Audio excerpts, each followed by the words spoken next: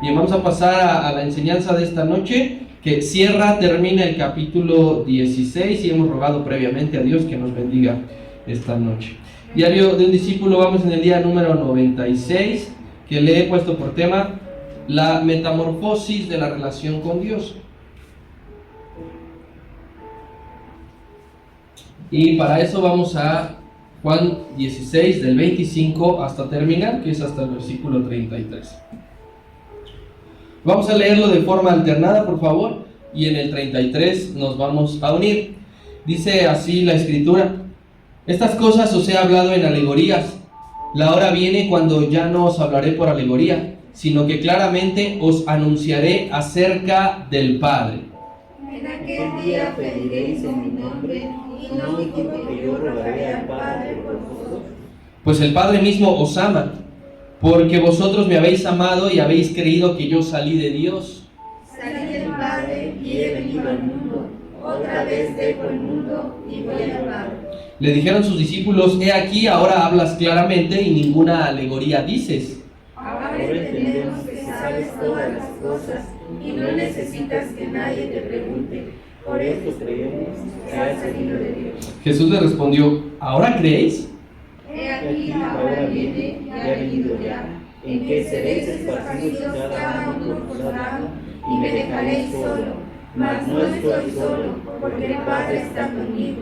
Estas cosas os he hablado para que en mí tengáis paz. En el mundo tendréis aflicción, pero confiad, yo he vencido al mundo. La metamorfosis de la relación con Dios. No sé si usted y yo dimensionamos lo siguiente, la magnitud de esto que le voy a decir, pero esto que acabamos de leer, estamos en presencia del último mensaje de Cristo expuesto en su condición de hombre. Este será el último mensaje que él dijo. Aquel hombre que una tarde llamó a 12 muchachos y les dijo: síganme, y que por 3 años escucharon sus predicaciones, hoy les va a dirigir su último mensaje. Ellos no lo sabían, estos 11 que quedaban. Recuerde que Judas ya había salido. Ellos no lo sabían, pero ya no habría otra enseñanza con tal cercanía del Maestro, porque Él irá a la cruz. Si usted se puede adelantar un poco a ver los encabezados de lo que nos resta, viene el juicio del Señor, viene su crucifixión, viene su resurrección, y más adelante aparecerá un poco lo que hizo con el maestro con sus discípulos durante esos 40 días, pero no hay una enseñanza específica como lo tiene así todos reunidos. El libro de los Hechos dice que les predicaba acerca del reino de Dios, pero no hay una enseñanza como tal. Podemos ver en el capítulo 20 de este libro que a Pedro lo llama aparte. No estaban ya los 11. Esta es la última vez que estarán los 11 escuchando un mensaje así, porque el cuerpo del Maestro sería glorificado. De hecho, Él les dice: no me toques, porque todavía no he sido glorificado, todavía no subo con mi Padre. Entonces, esto, hermano, es grandioso, porque cuando nosotros empezamos, y a pesar de que Juan menciona poco los primeros 2 años de ministerio del Señor, podemos ver cómo hoy termina todo. Hoy, con esta enseñanza de yo he vencido al mundo, terminará todo. En el capítulo 12 vimos cómo cesó la enseñanza para el público en general, cuando Él es ungido en Betania y que los judíos no creían en sus palabras, y el Señor les dice que esas palabras les condenarán. Allí termina la enseñanza para la gente en general, y en el capítulo 16 terminan las enseñanzas registradas en la Biblia del Señor para sus discípulos. Y nosotros hemos estado viendo desde el capítulo número 13 hasta este capítulo 16 que termina un resumen del último discurso del Señor. No olvide usted eso, que esa noche de los capítulos 13 al 16 es un mismo discurso. Esa noche de la Pascua, un discurso que comenzó en el aposento alto y que termina a la entrada del huerto de Getsemaní. Y esto que les dice son cosas muy importantes. Y esta última enseñanza, este último fragmento, lo cierra con 3 afirmaciones que son superlativas. Número 1, les dirá que el Padre les ama. Número 2, les dirá que serán esparcidos, le dejarán solo, pero el Padre está con él.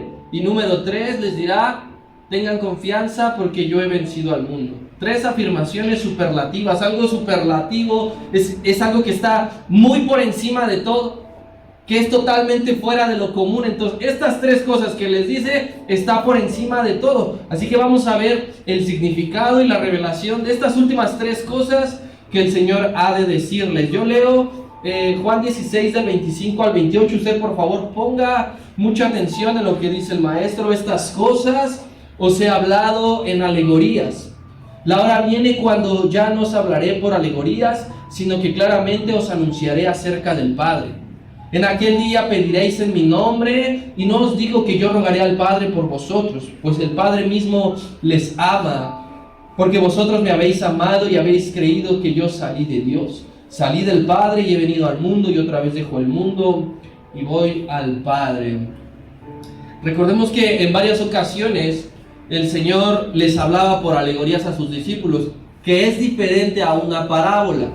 Una parábola y una alegoría se parecen, ¿sí? Pero recuerde que el libro de Juan no registra parábolas, registra alegorías. Entonces el Señor en muchas ocasiones les habló por alegorías.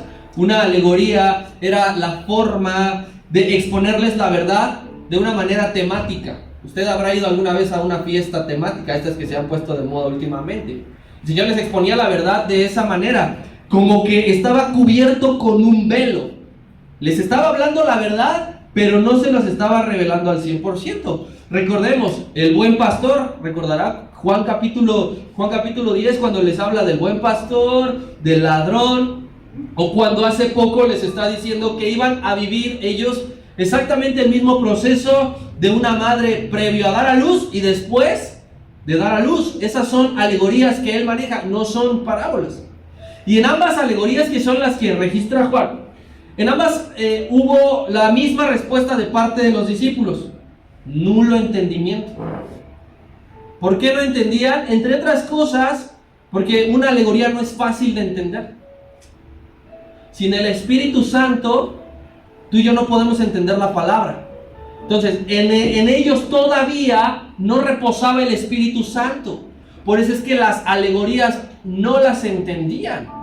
Más adelante nos enseñará el apóstol Pablo en la primera carta a los Corintios, que dice que aquel que no tenga el Espíritu Santo no puede llamar Señor Jesús a Cristo.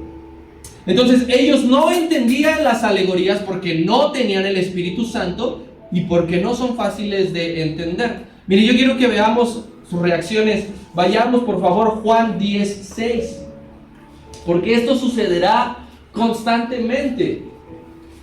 Juan capítulo 10 versículo 6 terminó de darles la alegoría del buen pastor y dice: esta alegoría les dijo Jesús, pero ellos no entendieron lo que les decía. Yo a usted hoy le puedo predicar acerca del buen pastor y me va a entender muy fácil. Sabrá a quién me refiero, con el redil, con el buen pastor, con las ovejas, pero ellos no lo entendían, a pesar de que esté muy claro. ¿Sabe por qué? Porque hoy nosotros tenemos el Espíritu Santo, ellos en ese momento no lo tenían, ¿sí? Juan 16:18, aquí les está hablando de la alegoría de la labor de la labor de parto de la mujer, y decían: ¿qué quiere decir con esto? Todavía un poco no entendemos lo que nos habla. Entonces, siempre que les era referido una alegoría, ellos siempre decían: no le entiendo. ¿Por qué les hablaba en alegorías si no entendían? El maestro sabía perfectamente que los discípulos no le entendían, y aún así les hablaba. ¿Por qué les habló así? Porque fue parte del proceso de preparación, como esos hombres escogidos por Dios. Esos hombres que Dios escogió, que el Señor Jesucristo escogió, que recorrió Galilea, porque casi todos eran galileos, debían de pasar un proceso de entender las Escrituras, de entender las palabras del Señor. Y no entender es parte del proceso. Pero les está anunciando que el tiempo de hablarles así se termina, que el tiempo de no entenderle se acabó, que está por llegar un tiempo en el que la concepción de la palabra les va a cambiar, y que ahora para ellos será una forma clara y al fin van a entender. No es que la palabra de Dios sea complicada, es que si no tienes al Espíritu Santo no le podrás entender nunca. Mucha gente lee las Escrituras allá afuera, no le entiende. ¿Por qué? Porque no tiene el Espíritu Santo. Entonces el Señor le está diciendo, hasta ahorita no me han entendido, pero falta muy poco para que lo entiendan. La misma palabra, no es que el Señor iba a decir, bueno, a ver cómo te lo explico con manzanitas. Esa misma palabra tal cual, ahora sí ya la entenderán, porque el Espíritu Santo vendrá. Y a todos nos pasa, hermano, este proceso de elección, a todos nos pasa. Este proceso de no entendimiento de las Escrituras, todos lo hemos vivido, lo estamos viviendo y lo seguiremos viviendo. De la forma en que trabajó con ellos, trabaja con nosotros ahora. Hay cosas de la palabra que al inicio tú escuchabas, que al inicio tú leías, pero no entendías. Y por mucho tiempo, y por más que tú te esmerabas y decías, me voy a concentrar, no quiero que me interrumpan, nadie me hable, y te encerrabas en tu cuarto y botabas por allá el celular porque estabas dispuesto a querer entender, pero no entendías. Tenías que pasar ese proceso de frustración muchas veces de decir, ¿qué es lo que trata de decirme aquí? Pero después de un tiempo, volvías a leer lo mismo, te metías, le pedías al Señor que te revelara, que te hablara, ¿y qué pasaba? Que a tu mente, a tu corazón, a tu espíritu, ya era claro eso. Porque Dios dijo, has pasado por el proceso, por la etapa del proceso de no entender, y Dios no te deja sin entender sus escrituras todo el tiempo, sino que llega un momento en que dices, lo había leído tantas veces y no lo había visto así, y no lo había entendido de esta manera. Es porque Dios ha quitado el velo a esa verdad y ahora lo podemos ver claramente. Escuchamos la voz de Dios bien audible, pero tenemos que pasar porque no. Y no te estoy diciendo de los profetas mayores, que por sí solo tienen su complejidad. Estoy diciendo a veces de cosas que hoy se nos hacen simples y antes era muy complicado. Y eso nos pone gozosos. El ahora entender las Escrituras, el ahora conocerlas, el ahora saber a qué se refería Dios. Es el mismo proceso que tuvo que vivir Job cuando él le dijo, yo de oídas te había oído. Un hombre que ofrendaba, que levantaba altar, holocausto, ponía ofrenda, termina reconociendo después del capítulo 40, de oídas hacía esto. No entendía. Yo solamente decía, y ahí te va, pues por si mis hijos pecaron.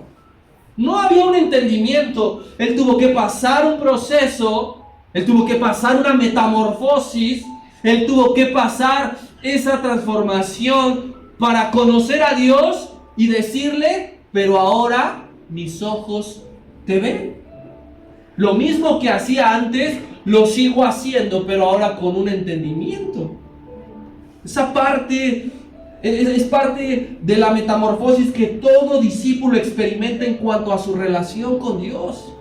Todos los discípulos que estamos aquí, si tú te consideras discípulo, si tú estás comenzando en el discipulado, si tú ya llevas tiempo, si tú has decidido ser un discípulo del Señor toda tu vida, es parte de, va a seguir sucediendo. Va a seguir esto cambiando. ¿Qué es una metamorfosis? Es un cambio en la forma y en la frecuencia de algo. Ya no te acercas de la misma manera ni en el mismo tiempo. Y hay una necesidad de solamente no venir cada 8 días. Y hay una necesidad en tu alma y en tu ser de adorar a Dios todos los días. Lo que antes decías, pues bueno, me voy a comer, bueno, nada más un ratito, bueno, pues 3 horas de tele y 5 minutos de Biblia. Pasaste ese proceso y ahora tú dices, necesito adorar al Señor. Y tú dices, vamos a ponerlo en tiempo, por lo menos 1 hora. Porque si no yo me siento vacío, me siento seco, me siento que algo me falta. A lo mejor comenzabas leyendo las Escrituras, bueno, pues un capítulo, un ratito, un texto. Y ahora tú dices, tengo la necesidad espiritual de leer aquí y después leer acá, y luego, ¿qué quiere decir con esto? E ingresas al internet y empiezas a buscar más, y lees otra versión, y le preguntas a alguien más. ¿Por qué? Porque ya no te quedas igual, ya ha habido una metamorfosis, ya la frecuencia es diferente, ya la calidad es otra. Así que el Señor les está anunciando que desde el momento que Él se vaya con el Padre al cielo y venga el Espíritu Santo, su relación directa con Dios iba a transformarse. Para ellos iba a nacer, iba a surgir, porque ahora la única relación que tienen es con el Señor Jesucristo. Y esa es su preocupación. Si tú te vas, ¿qué vamos a hacer? Dios les está diciendo, va a haber una metamorfosis. Yo me voy a ir, pero ahora tú te puedes acercar con el Padre. Yo ya no voy a estar físicamente aquí, pero en el momento que tú quieras, el Padre te escuchará. Y ese es un cambio poderoso que marca un parteaguas en la vida del cristianismo. ¿Qué sería de nosotros? Señor Jesucristo, si se mantenía en su cuerpo de hombre, iba a morir. Era hombre, 100 años, ponga usted. Y después, ¿qué hacíamos los demás? Entonces Él dijo, me voy a ir a la edad de los 33 años, pero a partir de ese momento hasta ahora y más adelante, todos los que vendrán podrán acercarse al Padre. Metamorfosis. ¿Por qué no entendían esos discípulos? ¿Por qué estaban cegados de entendimiento? Porque el camino al Padre estaba cerrado en ese momento. Estaba cerrado. Quizás has pasado alguna vez por una calle y tú dices, pues cerrado porque le están dando mantenimiento. Y tú durante mucho tiempo pues te fuiste por otro lado porque dijiste, bueno, ya sé que ahí está cerrado, no me puedo ir por ahí, me voy por acá. Y un buen día, tiempo después, supiste que el camino ya estaba abierto y volviste a transitar. Aquí los discípulos no tenían ese camino abierto, estaba cerrado, pero habría un acto dentro de poco que partiría el velo y entonces sí, todos podemos acercarnos al Padre en confianza. Todos. Y en cualquier momento. Y en cualquier lugar. Tú dices, hoy estoy enfermo, no puedo ir al servicio. Yo te aseguro que desde tu casa el Padre te escucha si te acercas en adoración. Eso no pasaba cuando el Señor estaba aquí. Eso aún no sucedía. Por eso Cristo le dijo, voy al Padre, pero su relación va a nacer. Y qué hermoso es tener una relación con Dios. Qué hermoso es que alguien no te tenga que contar lo que Dios dice, lo que Dios habla, cómo piensa. Qué hermoso es que tú mismo te acerques y Él te hable. Así lo declara el hermano escritor de Hebreos, por favor, 4:16. Texto conocidísimo, famosísimo. Hebreos 4:16 dice, acerquémonos pues confiadamente al trono de la gracia para alcanzar misericordia y hallar gracia para el oportuno socorro. Dice, acércate. Acércate, ¿por qué? Porque ya no está cerrado ese camino. Cristo Jesús lo inauguró, nos dejó el camino marcado y nos dijo, este es el camino para la relación con Dios. Y entonces aquí uno podría, con base a lo que estamos leyendo, que dice el Señor allí en el versículo número 26, en aquel día pediréis en mi nombre y no os digo que yo rogaré al Padre por vosotros. No es que Cristo esté renunciando a su obra de interceder por nosotros. No es que esté diciendo, bueno, yo les mostré el camino, ahí se ven, ustedes saben si lo hacen o no. Porque Cristo siempre hace su labor como sumo sacerdote. Entre esas funciones es interceder por nosotros. Aunque aquí esté pensando nosotros, entonces ya no vas a hacer nada por nosotros. No, Él siempre está intercediendo por nosotros. Justo ahora, Cristo Jesús está intercediendo por este servicio. por este culto, por nuestra vida. Yo no sé cómo vengas hoy en cargas, en problemas, en situaciones, en estrés, en angustia. Yo no sé. Lo único que sé es que el sumo sacerdote está intercediendo por nosotros. No lo dejó de hacer nunca. Aunque él está diciendo esto, yo no te voy a aclarar por qué. Mira, vamos a Romanos 8:34. Y dice el apóstol Pablo: ¿quién es el que condenará? Cristo es el que murió, más aún el que también resucitó, el que además está a la diestra de Dios, el que también intercede por nosotros. Regresemos a Hebreos, pero ahora el 7:25.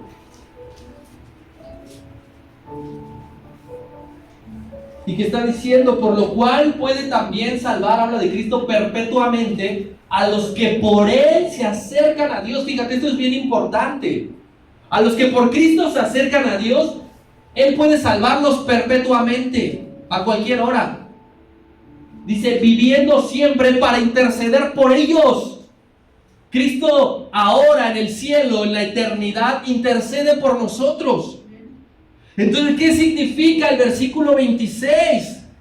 Tú y yo sabemos que seguirá habiendo un mediador, un único mediador entre Dios y nosotros, que es Jesucristo hombre. Pero esto se trata, te lo voy a poner con este ejemplo para darme a entender, como cuando tú enseñas a tus hijos. Ahora, quienes tenemos hijos, todos pasamos la etapa desde que son pequeños y que les enseñamos a orar y que les presentamos a Dios y les hablamos de Dios y les contamos las historias referentes a su edad. Nosotros se lo contamos, se lo platicamos, o también cuando son nuevos en la fe, sucede, ¿verdad? Que son niños espirituales, también aplicamos el mismo método. Les hablamos de Dios, pero después de cierta edad, después de cierto tiempo, ellos por sí solos se acercan a Dios. Eso es lo que hizo el Señor Jesucristo. Los 11 discípulos no sabían nada del Dios verdadero. Sabían de la religión judía, sabían de las costumbres, sabían de la historia de Israel, pero del Dios verdadero no sabían nada. Y no sé con cuántos años los agarró a cada uno de los discípulos, pero a todos los trató como niños recién nacidos y les dijo: esto es así, esto es así, esto es así. Y llegado a cierta madurez, a cierta edad, les dijo: ahora ustedes se tienen que acercar por sí solo al Padre. No sé si me doy a entender. Yo tengo una hija, ustedes lo saben. Y ella, desde que nació, le enseñé a orar todas las noches. Tiene una Biblia de niños y vamos a la mitad. Y ya no hay necesidad de que ella antes de dormir me quede con ella para orar. Ella solita ya lo hace.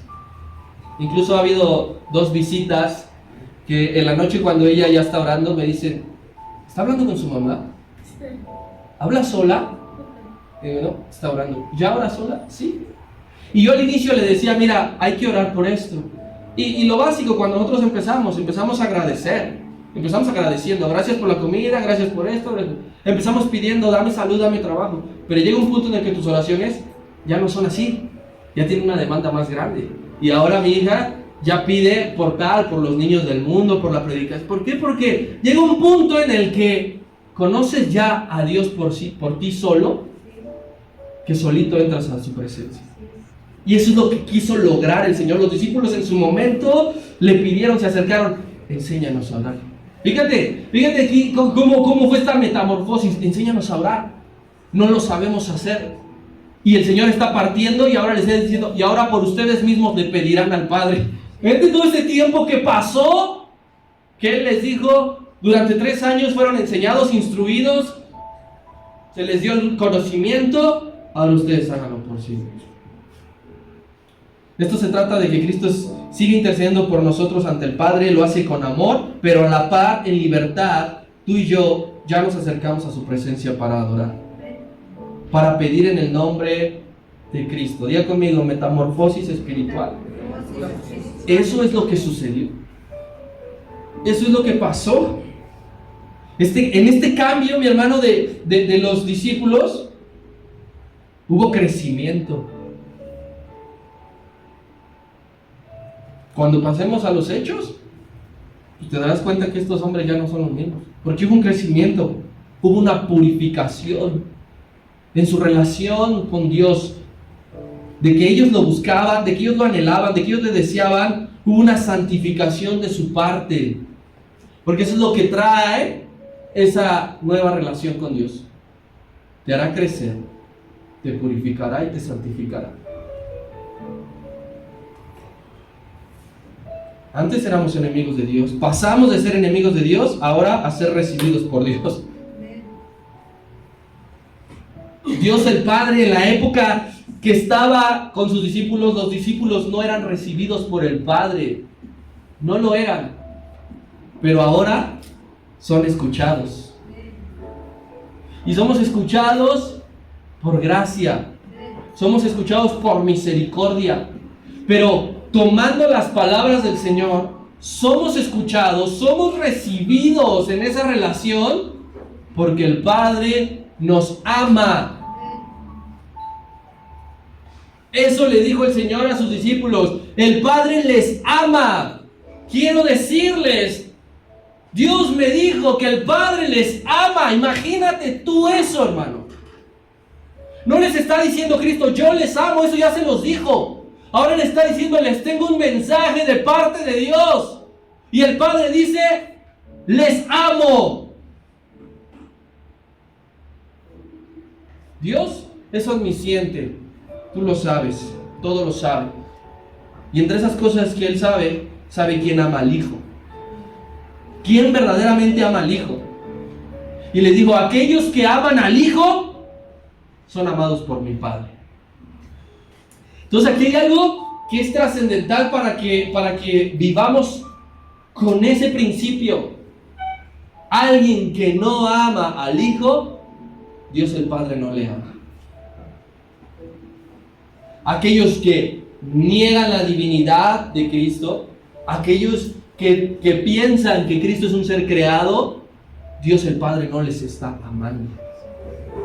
Pero aquellos que decimos, creo en ti, creo que diste tu vida, quiero servirte, el Padre te ama.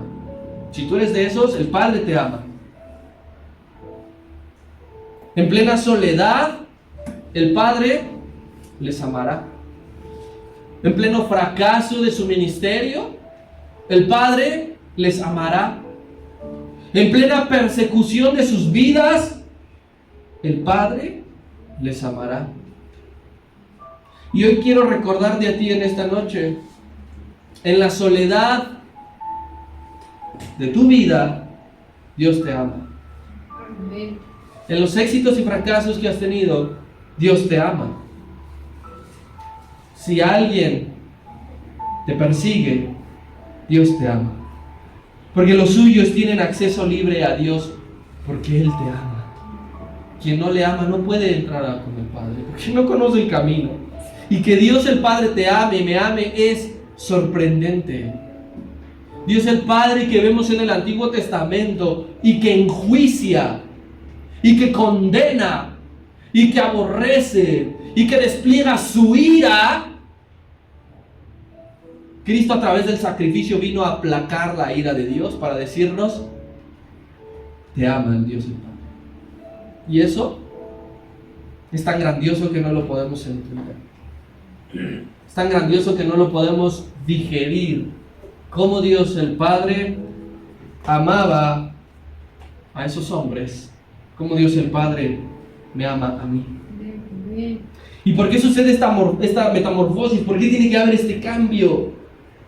Bueno, todo tiene un proceso y tiene que evolucionar. Cristo está por cumplir su tiempo. Él dijo, la hora viene. Cuando Él decía reiteradamente, la hora viene, significaba que su tiempo se estaba terminando. Él, como hombre, ya cumplió su propósito. El mismo propósito que cumple la lluvia. Llueve, se evapora, se condensa, se forma en nubes y otra vez cumple un ciclo, un proceso. La lluvia tiene una metamorfosis. Con la nieve sucede lo mismo. En las montañas, ahora que es época de calor hay pocas, pero se deshiela, va a la tierra, y después al mar, y después llueve o neva, y lo mismo. ¿Sabes qué tiene exactamente el mismo proceso que esto? La palabra de Dios. Y eso lo dice por medio del profeta Isaías. Vamos al 55:10. Ese también es un versículo muy famoso, porque con esto relacionamos la metamorfosis de la relación con Dios. Es porque Cristo cumple su ciclo, lo mismo que la lluvia, lo mismo que la nieve, lo mismo que la palabra. Dice, porque como desciende de los cielos la lluvia y la nieve, y no vuelve allá de la misma manera, sino que riega la tierra y la hace germinar, la hace producir, da semilla al que siembra, pan al que come, dice el 11. Así será mi palabra que sale de mi boca, no volverá a mí vacía, sino que hará lo que yo quiero y será prosperada en aquello para que la envié.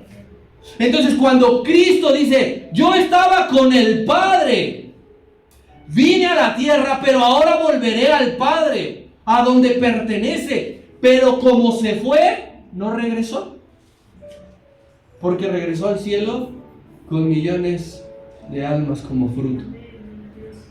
Él se levantó de su trono no teniendo nada de fruto todavía de almas salvadas. Él va a la tierra y cuando regresa dice, no vuelve vacía. Cristo no volvió vacío, nuestra alma en sus manos. Y dijo, aquí está, por los que morí, aquí está. Después de haber cumplido a la perfección la voluntad de Dios, Él vuelve al lugar al que pertenece, a recuperar toda justicia, todo gobierno, toda autoridad. Regresemos a Juan y ahora demos lectura al versículo 29 hasta el 32. Y dice, le dijeron sus discípulos, he aquí, ahora hablas claramente, ninguna alegoría dices. Ahora entendemos que sabes todas las cosas y no necesitas que nadie te pregunte. Por eso creemos que has salido de Dios. Jesús les dijo, ¿ahora creéis? He aquí la hora viene, y ya ha venido ya, en que seréis esparcidos cada uno por su lado, y me dejaréis solo. Mas no estoy solo, porque el Padre está conmigo. Ya vimos la primera frase superlativa, que es que Dios, el Padre, les ama. Ahora vemos la segunda, que serán esparcidos, que lo dejarán solo, pero que en realidad el Padre nunca lo dejará solo. Y aquí vuelven a hablar los discípulos. Se hacen oír, presta atención por favor, con palabras espirituales. Los discípulos se hacen oír, se hacen sentir, se hacen manifestar que están allí presentes usando palabras espirituales.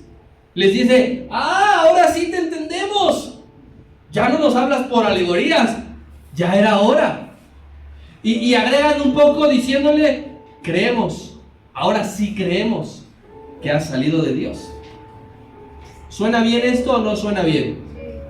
Que alguien diga, creo que Jesucristo ha salido de Dios, ¿suena bien o no? Sí. Todos diríamos amén a eso.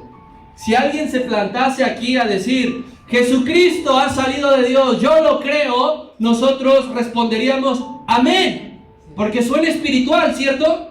Bien, aquí estos hombres están hablando con valentía. Volvieron a hablar,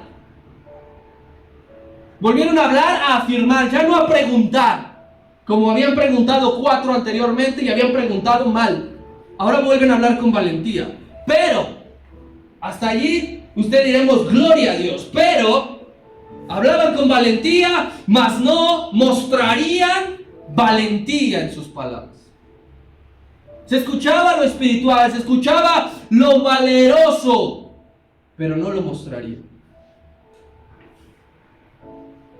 Y siempre que alguien habla con total simpleza, como estos hombres se pronunciaron con simpleza, Dios responde con ironía. No te vayas con la finta, por favor. Creemos que ha salido de Dios. Lo estaban diciendo de una manera superficial. Y cada que tú y yo decimos eso, cada que alguien dice algo que suene espiritual, pero es simple por dentro para Dios, Él responderá con ironía. ¿Cuál fue la respuesta irónica que Él les da? Ah, sí, ¿ahora crees? ¿Estás seguro que ahora crees? Fíjate cómo a la par el Señor está mostrando un estado de alerta de que tú siempre estés al pendiente de si estás creyendo o no. Muchas veces tú te habrás encontrado con alguna decisión de esto o esto y alguien te dijo, ¿seguro eso? ¿Seguro? Es algo que sí que le está diciendo el Señor. ¿Seguro que creen, jóvenes? ¿Seguro? Olvidamos que Dios conoce todo de nosotros y que además conoce lo que va a pasar más adelante. ¿Qué va a pasar más adelante? Que estos hombres no van a decir que creían en Jesús.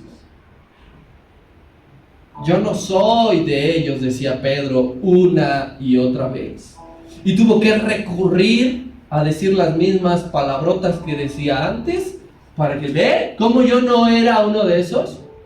Estos decían, ahora creemos. Y a la hora de la verdad, no creyeron. Siempre que tú y yo ocupamos la táctica de quiero sonar espiritual, quiero sonar conocedor, quedamos en ridículo ante Dios. Porque Él nos evalúa y nos dice, ¿seguro que crees? Ante los hombres pensaremos, qué bonito habla, qué bonito se expresa, quiero ser como Él. ¿Cómo le hiciste? ¿Cómo le haces? ¿Cuál es el secreto? Pero Dios nos conoce y nos dice, ¿estás seguro que verdaderamente estás creyendo? Recordarás como Pedro le dijo anteriormente, mi vida voy a poner por ti. Y el Señor le regresa irónicamente a la pregunta, ¿tu vida pondrás por mí? Te digo la verdad, que esta noche me vas a negar 3 veces. Recordarás que hubo allí en el Evangelio de Lucas alguien que le dijo, Señor, te seguiré a donde quiera que vayas. Y el Señor le dice, antes tengo que decirte que el Hijo del Hombre no tiene donde recostar su cabeza. Las zorras, un animal, tiene guarida, tiene lugar seguro. Y en este camino no hay nada seguro, humanamente. Y entonces, ¿qué hacemos nosotros cuando cada 8 días le decimos, Señor, mi vida pondré por ti, te seguiré a donde me mandes? ¿Qué hacemos ahora con eso? Cuando cantamos, yo lo haré, te obedeceré, sin reservas ni condiciones, y en el cielo Dios evaluando nuestro corazón diciendo, ¿seguro? Lo que está diciendo el Señor con ¿ahora creéis? Es hacernos ver que tú y yo debemos de calcular los costos antes de comprometernos con Dios. Calcula los costos antes de que abras la boca. Antes de que le digas, voy a entregarte mi vida, calcula qué vas a perder. Calcula qué tienes que dejar de hacer. Calcula todos los riesgos para que no termines en ridículo como estos muchachos. Nosotros fácilmente llegamos a decirle, ahora sí voy a orar como Daniel 3 veces al día. Y ni una vez oramos. Nosotros llegamos a decir con suma facilidad, ahora sí voy a escudriñar las escrituras como los de Berea, ¿verdad? Que decía que el apóstol Pablo predicaba y ellos iban a las escrituras para ver si lo que decía era cierto. Y a veces no agarran la Biblia fuera de aquí un solo día. Pero ya en nuestras palabras ya le dijimos, Señor, úsame, llévame, que yo por ti daré mi vida. A la mera hora terminamos justificándonos diciendo, no tengo tiempo. Nos escuchamos espirituales, pero terminamos en ridículo. Esos hombres dijeron que creían en las palabras del Señor en una reunión interna. Solamente estaban ellos 11 discípulos del Señor. Reunión interna. ¿Todos creyentes? Sí, ¿verdad? No había ningún fariseo, no había ningún judío incrédulo. Estaba en una reunión interna, pero fuera de esa reunión interna, todos se escandalizaron. Todos se esparcieron. y todos le negaron. Lo que para nosotros sería lo siguiente, hermano: hablar de Cristo solo aquí adentro, hablar del Señor solamente entre nosotros. Eso no nos hace valientes. Decidí llegar a la iglesia y yo sé que todos creen en el mismo Dios, y me pongo a saltar y me pongo a leer la Biblia y a orar y a decir amén. ¿Por qué? Porque todos creen lo mismo. Pero eso no es demostrar ser valiente. Es afuera donde debemos de mantener esta valentía. Es afuera donde debemos de hablar de Dios y mostrar que creemos en Dios. Es afuera, y eso te hará valiente. Aquí adentro no. Aquí adentro nos la pasamos muy padre, disfrutamos, nos gozamos, pero quiero que sepas que este nivel no demuestra un ápice de valentía, porque es fácil, congregarse es fácil. Ya habrás gastado en pasaje 5 pesos si vienes en metro, 10 pesos si vienes en camión, porque estarías en tu casa haciendo nada. La verdad, no creo que alguien diga, no, pues aquí dejé una junta muy importante por mí. Estar aquí no demuestra valentía. Pero si afuera, mi hermano,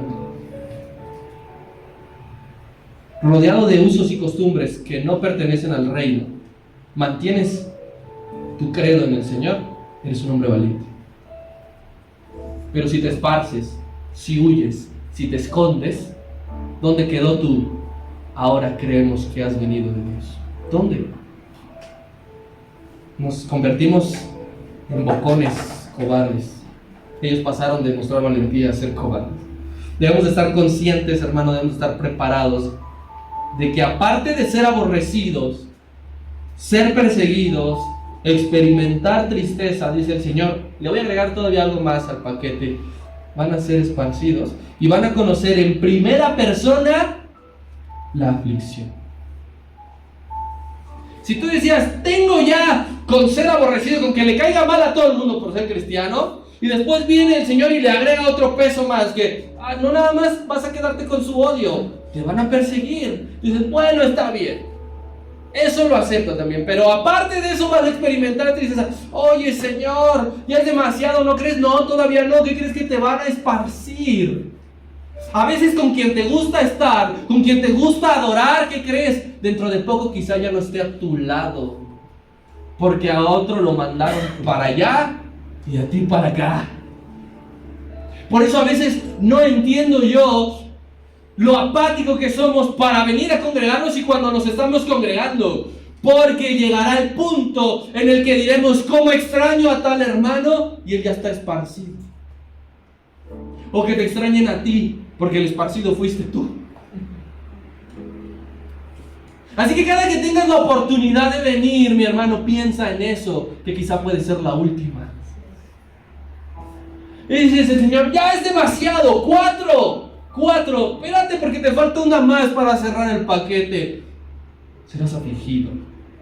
Y que no es lo mismo que aborrecido, que perseguido, que triste, que esparcido. No es lo mismo, todos son diferentes causas, son diferentes cuestiones. Seremos esparcidos. Entonces viene la hora, viene el tiempo de demostrar la valentía. En toda ocasión, estás en un cumpleaños, demuestra la valentía en el Señor. En todo lugar, estás en tu trabajo, demuestra la valentía en el Señor. En todo día, es martes, no hay servicio, demuestra la valentía en el Señor. A toda hora, son las 3 de la mañana, nadie te ve, pero el Padre te escucha, demuestra valentía en el Señor. No esperes a que sea miércoles a las 7 de la noche. No esperes a que sea viernes a las 7 de la noche. No esperes a que sea domingo a las 10, a las 12 o a las 6. Eso no es valentía. Valentía es que adores con la misma fuerza cuando todo el mundo está en tu contra. Cuando te dicen, tú no vas a la fiesta, ¿por qué? Te invito, ven, vamos, no va a pasar nada. Digo, yo sé que no tomas, pero no me importa, no. Tú mantén tu valentía diciendo por qué no lo haces. Pero no, es allí cuando nos achicamos. Y es allí cuando a nuestro espíritu viene a decir, no que creías en que Cristo fue enviado de Dios. Versículo número 33. Estas cosas os he hablado para que en mí tengáis paz. En el mundo tendréis aflicción, pero confiad, porque yo he vencido al mundo. Es un texto famosísimo. Lo podemos meter en la bolsa de los más conocidos, de lo que más decimos, pero tienes que analizar qué dice. No nos lo apropiemos únicamente porque suena bonito. Apropiatelo cuando has entendido el verdadero significado. Porque todos nos quedamos diciendo, yo he vencido al mundo, y también todos rechazamos, en el mundo tendréis aflicción. Quiero decirte, hermano, que tu fe será probada. A estos hombres le dijeron, ¿ahora creéis? Bueno, tu fe será probada. ¿Y cómo va a ser probada tu fe? A través de las aflicciones. A través de las aflicciones, tu fe se verá qué tan auténtica o qué tan pirata es. Si tú eres experto en algo, en discos, en tenis, en ropa, sabrás inmediatamente si algo es pirata o es original. Con base a las aflicciones, Dios demostrará a ti y a mí si nuestra fe es pirata o es auténtica. Y afligir proviene de un verbo que se llama lipsis. Y lipsis quiere decir exprimir. Entonces, la fe va a venir con base a que se hace exprimir. ¿Has exprimido un limón? ¿Has exprimido una naranja? Al limón yo te aseguro que tú le sacas hasta la última gota, no lo dejas a la mitad. Si tú te vas a preparar un jugo de naranja, no vas a dejar la naranja a la mitad, le sacas todo el jugo. Bueno, Dios nos va a sacar todo el jugo con base a las aflicciones. No te va a dejar a la mitad. Y es allí, en las aflicciones, mi hermano, donde vamos a conocer totalmente el poder de Dios desplegado. Allí en las aflicciones. Te pregunto, si te va bien siempre, ¿dónde verías a Dios? ¿Dónde? El éxito constante y el total abastecimiento hace que el hombre muy pronto se olvide de Dios. Muy pronto. Me está yendo súper bien, gloria a Dios. No te va a ir así siempre. Disfruta hoy. Conoces, compras, pruebas. Y viene de parte de Dios, porque Dios también bendice y prospera. Disfrútalo. Porque no sabrás si el día de mañana serás afligido. Serás exprimido. Otro de los verbos que definen aflicción es presión y opresión. Algo lindo, ¿no? La aflicción. No lo ves. Si has luchado alguna vez con la opresión, sabrás que no es algo lindo. Pero es la manera en que Dios te está exprimiendo para que tú recuerdes que a pesar de esa aflicción, la paz vence a la aflicción. Tarde que temprano, hermano, dices, voy invicto.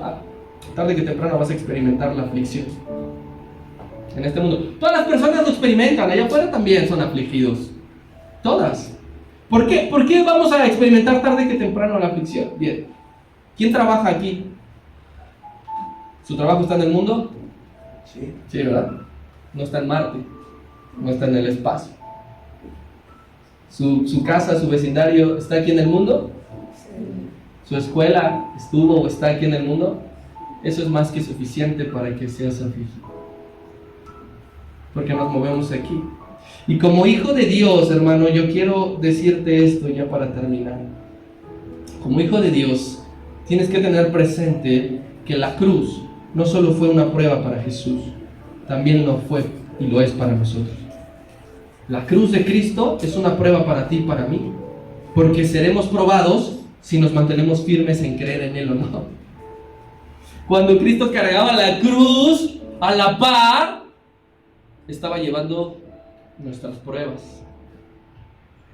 Él hizo lo difícil. Lo fácil, hermano, en comparación con por lo que Él hizo, es lo que nosotros tenemos que hacer, manteniéndonos, creyendo que Él ya venció para siempre. Y aquí me agrada, Él todavía no llega a la cruz, y Él dijo, pero confiad, yo ya vencí. Él no dijo, yo venceré, yo quizá gane. Él dijo, tranquilos, confiad, sean valientes, yo ya he vencido. Cuando tú y yo somos, como dijo el apóstol Pablo, con Cristo estoy juntamente crucificado. Ese hombre lo entendió todo y es el propósito que nosotros lleguemos a esa estatura, a ese nivel. Que entendamos que la cruz de Cristo también es una prueba para ti y para mí, de crucificar todos los días lo que debe morir en nosotros. Y aquí hay algo. Dios nunca te abandonará. Cristo dijo a sus discípulos, ustedes me dejarán solo, pero el Padre está conmigo. Y ustedes pueden irse si quieren, y Él nunca me dejará. Primera carta de Juan, capítulo 5. Y con esto habremos terminado, si pasan mis hermanos, por favor. Primera carta de Juan, capítulo 5, versículo 4 y 5. Que dice, porque todo lo que es nacido de Dios vence al mundo, y esta es la victoria que ha vencido al mundo, nuestra fe. ¿Quién es el que vence al mundo sino el que cree que Jesús es el Hijo de Dios? Si tú no crees que Jesús es el Hijo de Dios, nunca vencerás al mundo. Nuestra victoria es la fe, y yo glorifico a Cristo porque Él está mostrando un amor desinteresado hacia nosotros. Está a punto de ir a la cruz y sigue ocupado en nosotros. Sigue diciendo, confíen, confíen. Cristo es tan grande, lo más grande que vino a este mundo, que habla de triunfo en medio de sufrimiento. Es el único hombre. Tú y yo, cuando estamos pasándola mal, nos quejamos constantemente y decimos por qué, y decimos no, y esto y aquí y allá. Y ese hombre pasaba la mayor prueba de todas y hablaba de triunfo, hablaba de victoria. Necesitamos darle gloria a su nombre.